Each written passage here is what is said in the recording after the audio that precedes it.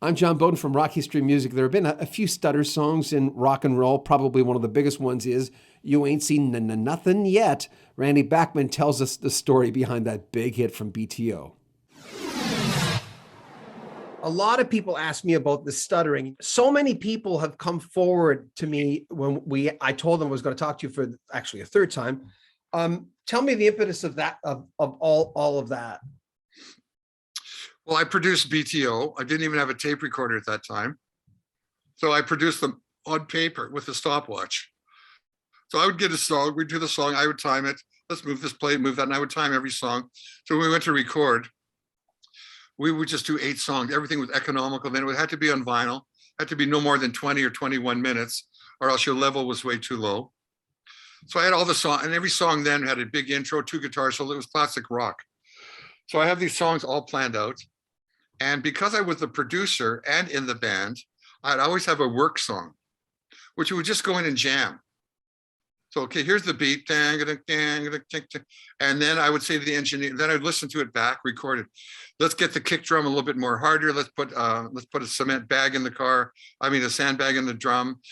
Let's mute the tom-tom. Let's move the bass mic. Hear a playback again, hear another playback, back and forth. And I did this work track. This was on BTO 3. And I say, I want the beginning of this track to be like Dave Mason, Only You Know and I Know, a nice jangly thing. Or Let Your Love Flow, the Bellamy Brothers. Dang, dang. And so we're playing. And then I want a real heavy monster chorus. And so we play that and I go, great. And to lead the band through it, I don't have a song written. I just make up lyrics. And when it gets to the hook, I don't know what to do because this big power chord, let's do 3 big power chords. I don't know what to say. So I'd go, baby, you ain't seen nothing yet. And my brother, Gary, stuttered.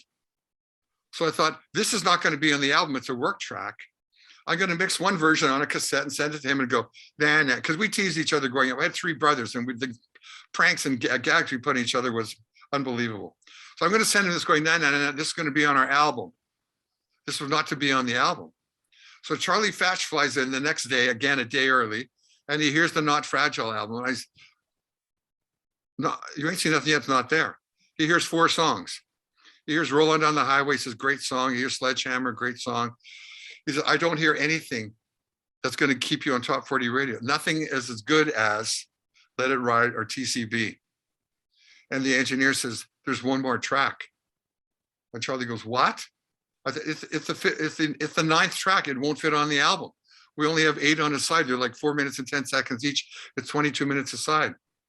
He said, play me the song. I play him the song. He goes, that is a monster song. Don't change anything. The way it lifts, when you play it, it just lifts itself off the turntable. And believe me, I discovered Hey Baby for Bruce Chanel. I discovered Tennessee Waltz for Patty Page. This is an old record guy. I discovered Maggie May for Rod Stewart. I discovered this for Sly and the Family Stone. I hired Quincy Jones, blah, blah, blah, blah. You're going to be playing this song and TCB the rest of your life. Put it on the album. So I said, I don't want to leave anything off. He said, that's real easy. Take your 4 longest songs on one side and your 4 shortest and squeeze this one in. So that's the first BTO album with the 9th song. And it came out, it started to get played on radio. I would turn the radio off. The guitar's not in tune. I'm singing flat and sharp and off beat. I would turn the radio off, embarrassed, and it went to #1 in 22 countries, and it was our only million-selling single, and then made the album sell 4 or 5 million copies. So it's another incredible mistake that some angel of song shot an arrow and it hit me in the heart, and I go, yeah, hit me, baby, hit me again.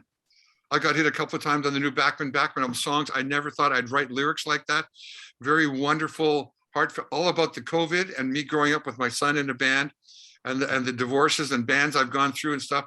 It's really a tear-jerking album. You'll stand up and dance, and it'll also bring you to tears. It's pretty amazing. I'd heard that, you guys, I was watching a lot of your interviews the last few days where you had said that basically we're in Winnipeg. We were meeting on the bus. We were, Burton was there, Gary Peterson was there, even Neil Young was on there. Did you know each other then, or did you get to know each other then? Everybody knew everybody then, because I would get on the bus with a little harmony amp and a Silvertone guitar and a gunny sack. And Neil Young would go, is that an amp? Can I borrow that amp? I don't have an amp. Oh yeah, you can borrow the amp. Gary Peterson would get on with a set of drums, which then was just a big round case because you put your bass drum and then your tom-tom went inside. You had a thing called a trap case where your snare went in, and there was a lid that went on top with all your hardware and your sticks. So you had 2 drum cases. We'd go to the back of the bus. Halfway downtown, Fred Turner would get on the bus with his guitar. He's going to a gig. And we hoped that at the gig, we met a friend with a car who would drive us home because the buses stopped running at 11 o'clock, and my dad didn't even have a car. So we met on the buses a lot because I was in one end of town, Neil Young was in the other, Burton was in another, and the buses would go downtown and you'd have to transfer. So you'd get off the bus at Eaton's or the Bay, get on another bus and go to the other end of town, and they would be doing vice versa. Now, keep in mind the entire interview, and the link is in the bottom in the description of this video. If you want to see the whole thing, it's on our sister channel, Rock History Book. It's also going to be a podcast, and the links are in the description as well. Make sure you comment on our videos. We read all the comments. Subscribe to our channel. It's so important to us. And of course, spread the word. Let people know. And share our videos. I'm John Beaudin. This is Rock History Music. Take good care of yourself.